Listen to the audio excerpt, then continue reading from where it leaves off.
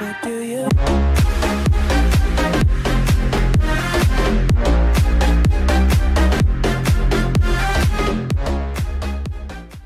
Velkommen til The Weird Prison! Og i dag har vi en, der hedder Frederik med. Ja. Det er da hans navn. Ja, men i virkeligheden hedder han Frederik. Og Sig mig, sidder du og gør det med kisten? Ja, nu kan jeg jo... Okay, jeg kan godt komme. Hvorfor den hed Gadegård 49? Nå, undskyld. Jeg smutter ind i min celle. Jeps.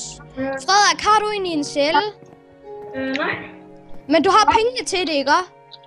Jeg har 50 stykker. Hvad? Bare sælge dit brød, så får du nok. Ja, jeg tager med dig. Hvis du ved, hvor Black Market er. Jeg kan ikke løbe, jeg får en sådan film. Okay, men du behøver heller ikke løbe. Men ved du, hvor Black Market er? Nej. Nå, okay, jeg viser det bare lige. Det er nok derfor, at du ikke rigtig... Ja. Jeg er ny på serveren. Hvad? Jeg er ny på serveren. Nå. Okay, skynd dig. Her. Hop ned nu. Jeg blev der slemt. Døde du? Ja, du døde.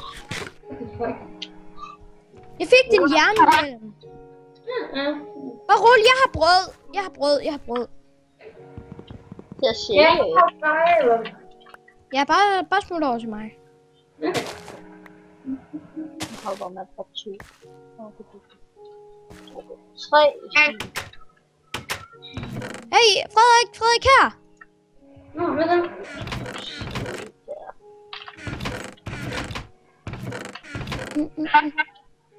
Oscar, hvor er du henne? I min celle. Vi kommer om lidt. Ja, jeg skal bare lige give dig noget brød.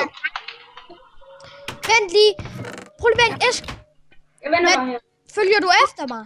Nej, jeg venter ved celle et eller andet. Nej, vent, min celle det er 868. Okay. Sidder der med telefon? Ja. Okay, Frederik, kommer du over til min celle? Ja. Der er mega pussy, og så bare hopper. Yep. Jeg venter ved vagt 25. Ja. Her. Tag det her. Og så også lidt til at beskytte dig med. Wow, det er lidt en sjov gris, der skifter farve. Du har helt fint. Men have ikke dit brød fremme. Fordi hvis der er en rigtig spillervagt, der ser, at du har et brød fremme. Fremme, mener jeg. Små, men ulækre gris. Ja.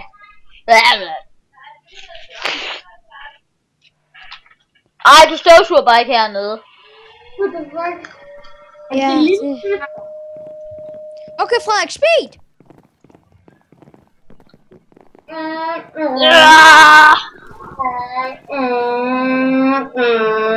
Fordi jeg allerede har overhældt det. Jernsvær! Au! Undskyld! Den her vej! Hop i!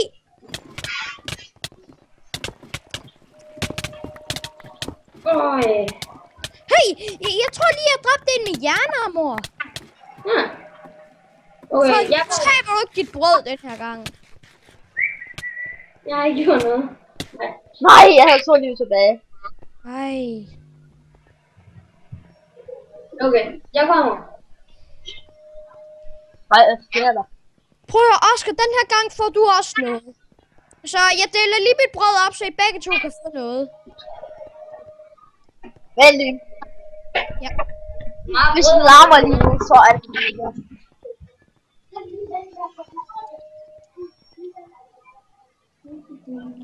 Ja, det er stadig en meget mærkelig YouTube-kanal, det her. Kom ind, Frederik. Oh my god. Nu larmer det selv, og det videoen. Ja, det.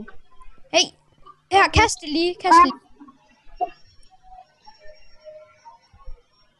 Ja, og også, tak. 1. 2. Ja, du må gerne få det der.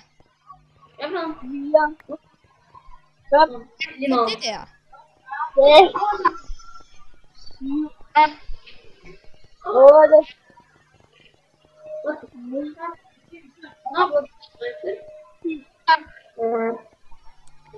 Og dam.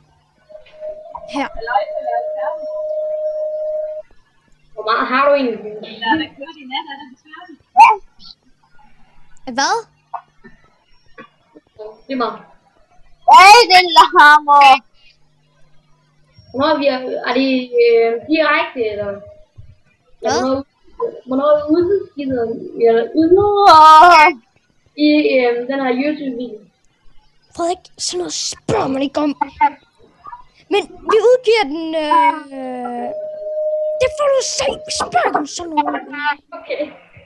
Hvad er han spurgt om? Også hvornår man udgiver den. Ja, hvornår? Udgiver hvad? Det er lige meget.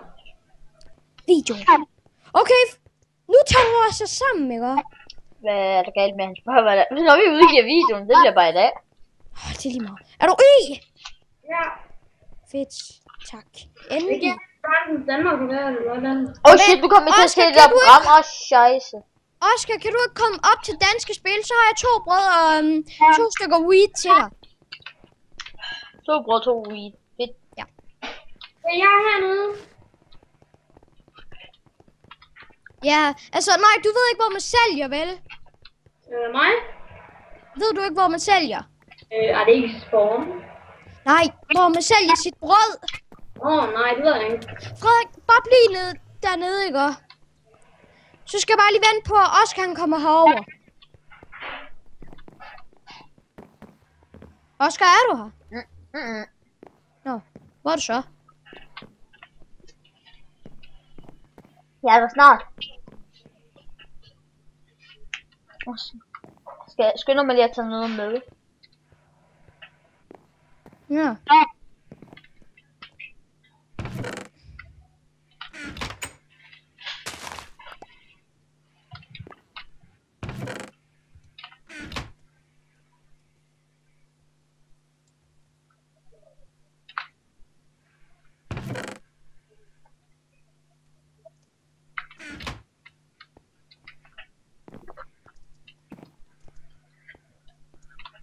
Alle, hvor er du henne? Jamen, du bliver bare nede i kloakken, ikke? Jo. Godt så, fordi jeg skal lige give Oscar sit brød. Okay. Men jeg er i kloakken. Er du i kloakken? Nej, vi skulle mødes hen ved danske spil. Ja, kom.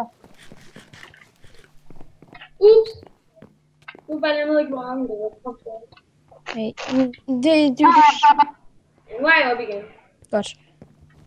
Okay, du er her. Okay, så giver jeg lige nu. Her, Oscar.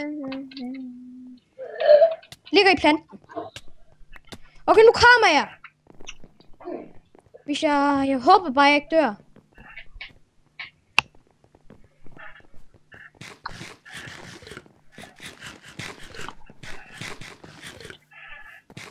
Ja, der er en god vagt. Kom ned. Yes, jeg nåede derned. Frederik, hvor er du? Jeg er lige... Ja. Ja, der, Frederik. Frederik. Kom nu. Ja. Okay. Frederik. Ja. Hop ned i vandet. Jeg har lige fået en jernhjelm. Nå. Hey, det er garanteret den, som Hey, der er nogen, der dropper i danske spil. Jeg har lige fået 2 jernsvær. Hernede, her sælger man det der weed, ikke? Hvis du ved, hvad weed er. Nej, du skal ikke derned. Du sagde lige, at jeg skulle tage dig ned. Nej, man sælger weed dernede. Jeg sagde ikke, du skulle tage dig ned. Nu er jeg en fuld jernfyr. Nu er der nogen, der kommer og slås med mig, hvis de har lyst. Jeg vil altså ikke slås mod dig. Jeg vil heller ikke. Jeg er fucking dårlig til PvP. Og hernede, her sælger du brød. Nu er jeg en jernfyr. Nu respekterer I mig. Du skal bare højreklik på skiltet. Ja.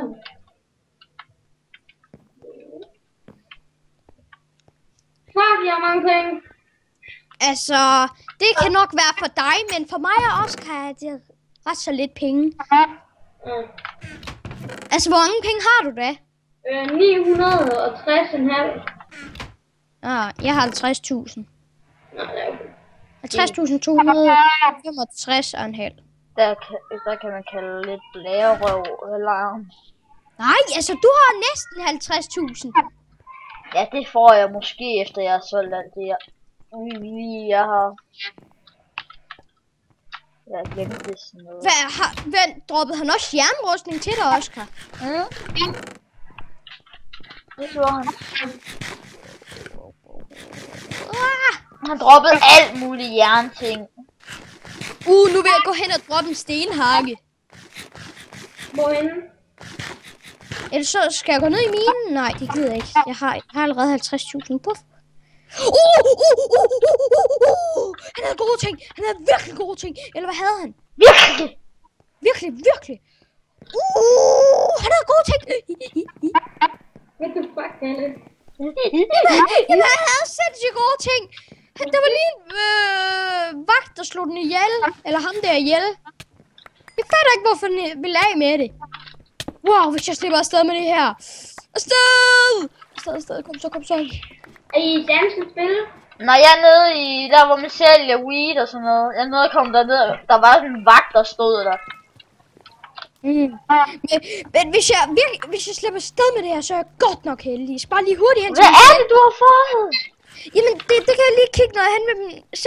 Jeg har lige fået 18 brød ud af den der dumme vagt der. Du har nok til at komme op. Altså, jeg tror, du har nok til at komme op bag. Jeg har allerede 44.000, det er nok. Okay, det jeg fik, det var 64 sten. 2 stykker kul, kister og jern og sukker. En hel masse hakkeskål. Hvad? Frederik? Hvad? Var du ved at sige noget? Nej. Ja, 50.000! Vent lige, skal vi vente med min? Ej, Okay, skal jeg købe en ny celle, eller? ja, gør det. Okay, det er sådan. Så kan du bruge weed, og så kan du få endnu flere penge, end du allerede har. Okay. Altså, skal vi købe os op i B nu, Oscar? Hvorfor ikke egentlig? Må vi godt købe os op i B for dig? Frederik.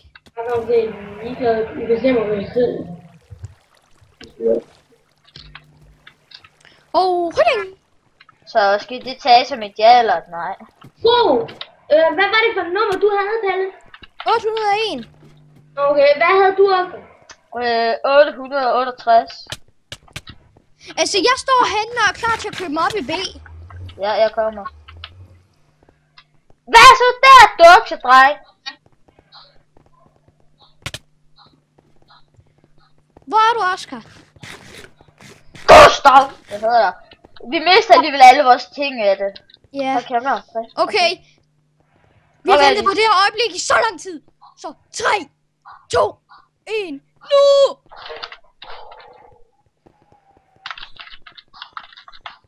Ja, op i B. Vent, hvor? Det her, man køber så til 2 millioner. Wow. 2 millioner, hvad ved du? Holy shit.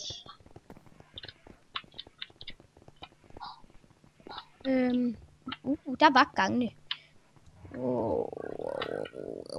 Hvordan har de tænkt sig, at vi lige skal få hakker? Nå ja, vi kan jo købe en hak for 10. Nå ja, vi køber en hak for 10. Hvor fint køber man en hakker henne?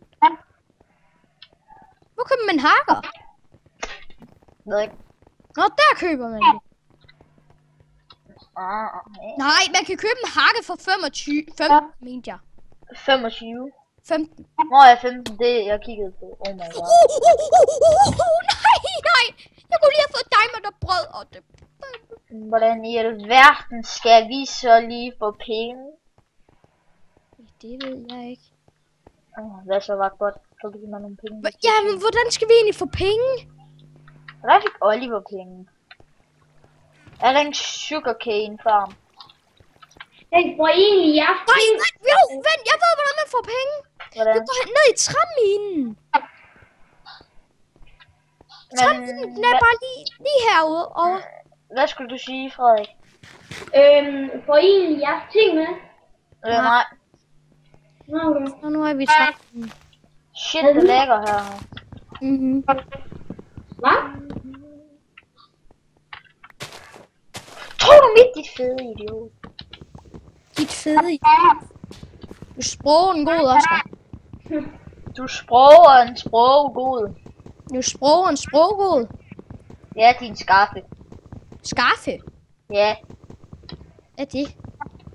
din skuffe blandet med en gaffel. Skaffe. Planter den lige igen. Nå, det kan jeg ikke. Så nu har jeg nok til en hak. Det Hvor meget kan man det få for et stykke træ? Et stykke. nok. Nå, okay. Men vi skal ikke ned i PvP-minen, vel? Niks. Godt.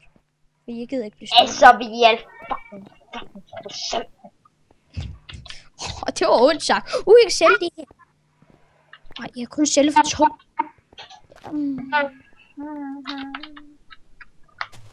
People in the fucking bitches. Nej! Oscar? Hvad? Oscar? Nå, vent. Sælg en. Åh. Prøv at hvis man bare skal have fået 256, så skal man bruge 32 stykker træ. Hvor meget har du? Jeg har 2 stykker. Jeg har 3. Jeg skal købe jernark for 25. Men først, jeg skal til lyt. Vi skal have vores minde i B. Vores minde? Ja, så vi skal have et selfie. En selfie? Ja, selfie.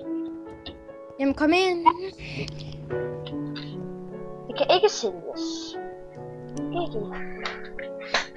Nogen, der har noget.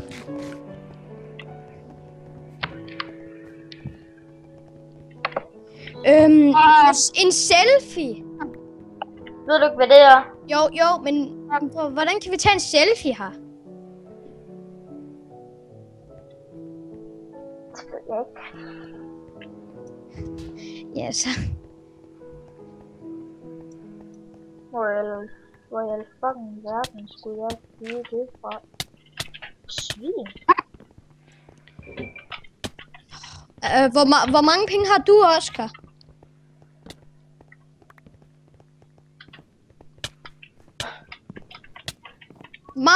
Hvor mange stykker træ har du, Oscar? Ikke nok. Jeg har intet, det er derfor det kan det. Jeg flækkede lige med 6 stykker kylling og 52 stykker weed. 52 stykker? Det er godt det, Oscar. Virkelig, virkelig godt. Må jeg få noget af det? Nej. Okay. Selvfølgelig må du ikke det. Okay. Så hvem fanden tror du lige? Ja, millionær! Ja, okay. Det er, jeg synes helt nærmest. Oh shit, der er sgu da ikke engang en vagt, jeg skal hen til magt. Hvor kan man sælge sit weed hen? Jeg ved godt, hvor man kan sælge det. Hvor kan man sælge det? Hvor kan man sælge det? Hvor kan man sælge det? Må jeg så bare få lidt? Ja, ja. Det er 600 det i lageren. Okay, jeg kommer over til dig. Hey! Jeg er i sporen. Ja, jeg kommer over. Jeg kommer over til dig, jeg kommer over til dig. Fuck, det her det er fancy. Ja, så. Man får også lidt bedre mad. Hvor er du, Oscar, når du er der? Oscar. Kom så. Men vent, må jeg ikke få noget? Jo, når vi er dernede, fordi... Nå, okay. Der er 2 steder. Okay, vi tager bare et test. Jeg skal bare lige have noget mere liv. GG. Ja, hvad? Nå, ja. Okay, hvor er du, Oscar, når du står der? Ja, hvor står du? Lige løbet igennem dig. Okay, Oscar, den her vej! Hvorfor den vej?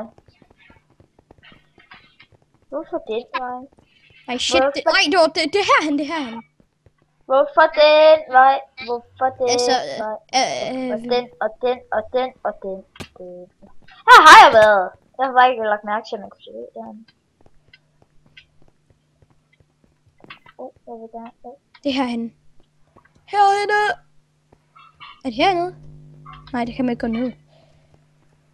Helt hen i enden, tror jeg nok. Lyvner. Jo, vent! Jo, det her! Au! Væk, Oscar, nu! Det der! Væk! Nå, jeg tror, det er et godt sted at runde videoen af her. Ja. Er det fordi, du er ved at gå amok? Yes. Ja, vi ses i næste episode. Den var bare 20 minutter. Jeg har fået en lang en. Hej hej. Ej.